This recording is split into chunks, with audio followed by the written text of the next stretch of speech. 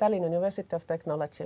And today we are here to share our experience how to embed the support to the development of students' entrepreneurship competence as part of entrepreneurship study program. I am Marianne, and I teach entrepreneurship and business planning for master students. Students in my classroom are from all specialties, business, engineering, IT, whatever. And the aim of the entrepreneurship course is to create the awareness of entrepreneurship and business development process, developing entrepreneurial analytical thinking, planning, financial and social skills. This course is compulsory for all students. And the course follows the entrepreneurship process, which starts with customer problem identification, analysis, and the outcome of the course is the business plan. The business plan includes market research, marketing plan, financial plan, all parts of business plans. Course amount is 6 credits. It lasts for 16 weeks, and we meet with students once per week, 3 academic hours per week. In addition, students have 2 academic hours lecture every second week. Hello, I am Katrin, and I teach exercise classes in Introduction to Entrepreneurship for bachelor students. I have students from economics, business administration and business IT specialties mostly. My course is also 6 credit points, as are most of the courses in our university. And the main difference from Marianne's course is that at bachelor level, we develop a business idea until the business model. And since we also have 16 weeks and 3 times 45 minutes each week to exercise, we have enough time to dedicate for developing entrepreneurial mindset, which we can put an emphasis to during that course. But Marianne, how do you plan those 16 weeks of study for your students? I am glad to explain how I do that. I would like to mention that in the beginning of the course, I plan the introduction about entrepreneurship competence model. So students really understand why it is their part of the course, what the entrepreneurship competence is overall. And then when I make a weekly plan for exercise classes, I write out the topics for every week. And after that, I try to integrate with the topics different sub-competencies, which are supporting the learning of the course topic in specific stage of the entrepreneurship process. For example, when students need to create a persona, then it is a good time, in my mind, for students to learn creativity. Or before they need to make presentations, we discuss communication skills. And since they have to do a business plan in their teams, then we make sure to discuss what the cooperation is all about. And for example, business modeling stage, we consider ethics and sustainability since it is a crucial part of entrepreneurship nowadays, and it is also part of entrepreneurship competence model. So maybe I turn to you, Katrin. Can you bring some examples? How do you integrate these competencies into your course? Of course. I just recently did planning in my class, so let me talk about that. It's a very fresh experience in my mind. So planning is in the creative thinking and finding solutions area of competence model. With bachelor students, I cover it halfway through the semester. Since I teach first-year students, it's very important that they have some understanding of what studying at the university looks like, because, you know, they are experiencing a totally different life from high school. And then I can relate the importance of planning to studying as well as to being an entrepreneur. University students need to plan their actions so much more than they had to in high school. So this is why I do it halfway through the semester. So anyway, I start by explaining definitions of what planning means according to theory and how it is related to entrepreneurship. Then I show them a video of an interview where an entrepreneur explains why planning is important in the business, but also how it is important in being personally efficient. It has a lot of useful tips, so it's very easy to engage students to discussion about the importance of planning, and here I can relate it back to their life as a student as well. When I ask students, about half of them usually indicate that they use planning in their everyday or weekly activities. After having this introduction and watching the video and a short discussion about planning and their experience on that, I move on to a thinking exercise, which I find very fascinating. The exercise is that students have to think privately, it's for themselves, about the future dream life or lifestyle in 10 years from now. You know, some students find it very easy, they already have that plan in mind, some of them have no idea. They have to write it down, and then they have to plan about 15 steps that are required to reach that dream in 10 years. They will also have to indicate the time frame of when do those steps need to be taken. It takes about 15 to 20 minutes for them to think of their dream and to plan the steps towards it. After it's done, we have a discussion again. Students are not forced to share their dream. Sometimes they are personal, but there are always some students who don't mind sharing at all. If they are okay with sharing, you can also discuss their steps they need to take. You can also try to guess what their dreams could be, and in my case, in most business and economic students, the dream is becoming rich or financially free. They always laugh when I offer that, and a lot of nodding goes on, so I see that is mostly the case. So now when we talk about the time frames of actions, a lot of students need to take the first step towards becoming rich today or tomorrow, or at least by the end of the week. So this is like a really good point to illustrate that the things you are doing today will help you to reach your goal of being rich in the future. So this is the importance of planning. That's true. I hear a lot of discussion. You do the same thing goes on with master students.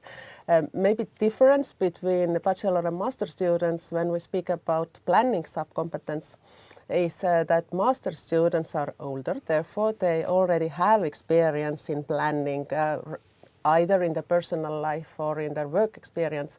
So I do it in that way, different ways. So I first show them the video. I give them points that they need to take notes from the video. For example, what the entrepreneur in the video suggests when planning, and students need to think whether they use the similar strategies, whether they do similar things. Use same planning methods, and if they also agree with the statements given in the video, and if they also plan free time or vacation for themselves. These questions also raise interesting discussions after the video because they really have paid notice, and they have experience, they can relate or argue. They are not always agreeing with given statements in the video, and it is quite interesting. And only after that I introduce the theory of planning, which is also necessary to connect the knowledge and create new knowledge. Then what I suggest students to do is to use self-assessment for learning tool, where they get feedback for themselves. And finally, during reflection, they sometimes speak up and sometimes reflect for themselves. It depends on the structure, how I build up the reflection process after this given information. What I would like to share regarding master students, I would like to bring an example about growth mindset. It is part of a self-management area in the competence model, and it has a strong emphasis for developing other competencies. Therefore, I try to support students' understanding of self-management sub-competencies at the beginning of the course. Self-management competencies can be discussed during every topic in the course. These are easy to embed to the course, although the topics themselves are quite complex, and I have to admit they take a long time from the lecturer or teacher from my side to prepare. But regarding growth mindset, first what I do, I really surprise students, meaning when I usually start the class, I say hello and we start with some introduction. But regarding growth mindset, I just play song. So we start with the musical introduction. And I actually, I'm not giving any points for them or clues why this video is on. Then some students pay attention, some don't, some just wonder what's going on, why the video is there. But after the video ends, I ask students to explain what the song was all about. Of course, not all of them pay attention, but at least some reply then that it was about growth mindset. And then we go on and discuss how to understand growth mindset according to the video we just watched. And after that follows the discussion about their experience and examples about having growth mindset or fixed mindset on some topics. And in case they don't bring any examples, which also sometimes happens, then I am ready to give some example and we can discuss how and why it is important in entrepreneurship to have a growth mindset. And after discussion, I give also the overview about growth mindset by Taltech. I bring explanation and emphasize how these things that we discussed and what the theory says, they match. Yes, so students get good understanding and they link new information with their current knowledge. And as a result, students understand the essence of growth mindset very well, even when they have just learned the definition. They understand that they actually have usually growth mindset. Yeah. Again, structure is similar as with other sub-competencies, so after that it is good for students to make self-assessment for learning and get feedback based off self-assessment results. In a similar way, the discussions and learning of all sub-competencies are integrated during the semester, needful for students' personal development. And about every topic, it is good to finalize with reflection for students to really create the meaning for themselves about the sub-competence. And now I would like to bring some examples what students have stated in their reflection. I read them, so I will not make any mistakes. So first, what I liked when student mentioned that it's good to make a moment to think and analyze about topics you often do not find time in a busy daily schedule. I find it very good. Then other students said, I know now what I should pay attention to in the future. This feedback can be taken into account in the work and private life. It is very useful information, which shows students really value the time and effort put into discussing the sub-competence. Then the feedback from student who probably works as a team lead, because the emphasis is on team, and the student says, it is definitely useful knowledge for team leadership. It is easy to forget that everyone are capable of evolving. And since students, like I said, are from different fields and the course is compulsory for them, so they don't feel really connected or willing to learn entrepreneurship quite often. So I really like also this feedback. I gained the inspiration that entrepreneurship can also be learned and that it is not true that the person is born to be good at something or not. So that's why I really enjoy supporting the learning of the self-management competencies and growth mindset as part of that. So how about you, Katrin, the self-management sub-competencies or any experience? Yes, thank you for sharing that experience with master students. So since I teach first-year students, I leave most of the self-management competencies towards the end of the semester so that they have more experience as a university student and they have more to relate to when we integrate the competencies. As you said, master students just already know so much more about life already. But I do cover growth mindset as a first competence of all during their course. To our course, it's like an introduction.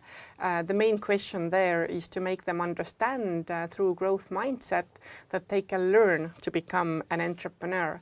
That sets the mood for the course, even if some strongly feel at the beginning that they I'm not the entrepreneur type person, I don't want to learn that. So this growth mindset gives an idea that, you can always develop towards something. But for example, I usually integrate coping with emotions towards the end of the semester. When students have already experienced some conflicts in a team, they have a burden with many homeworks, when the end of semester is approaching, exams coming up, so they are under a lot of pressure. Then again, I explain the theory to them. I feel that it's important for bachelor students to always, open the topic that I'm talking about, because they wouldn't know as much as master students do. And then I show a video where an entrepreneur in the interview explains the importance of coping with emotions in all situations, in all roles of life. Then I have a discussion with the students on the topic. And to conclude, I also like to use self-assessment for learning when students can answer questions to find out what level they are at with that sub-competencies. I use it in all competencies that I cover with my students. So as you can see, there is no correct way of when to cover the sub-competence during your course. You can plan, according to your students, according to your time schedule, the syllabus, and so on. You can fit them where you want. But I would like to mention that also, according to the plan, the development of all sub-competencies are important to support during the course for the development of students' mindset, as well as the process of business idea and business model development. So we do it both sides, mindset and knowledge about how to develop the business idea. That's all about embedding. So this is our experience, the examples of supporting the development of some sub-competencies in entrepreneurship course. We would like to emphasize that all 14 sub-competencies of entrepreneurship competence are important for students to learn and understand for becoming enterprising person and being successful at the labor market in their everyday life. For that reason, it is worth to introduce the content of entrepreneurship competence model at the beginning of the course and from time to time also during the course. And we also suggest to use self-assessment for learning method with relevant feedback to students, which helps better to understand the essence of sub-competencies. We hope you got inspired from our experience and you also would like to embed the support of the development of entrepreneurship competence as part of your syllabus. Thank you for listening. Thank you.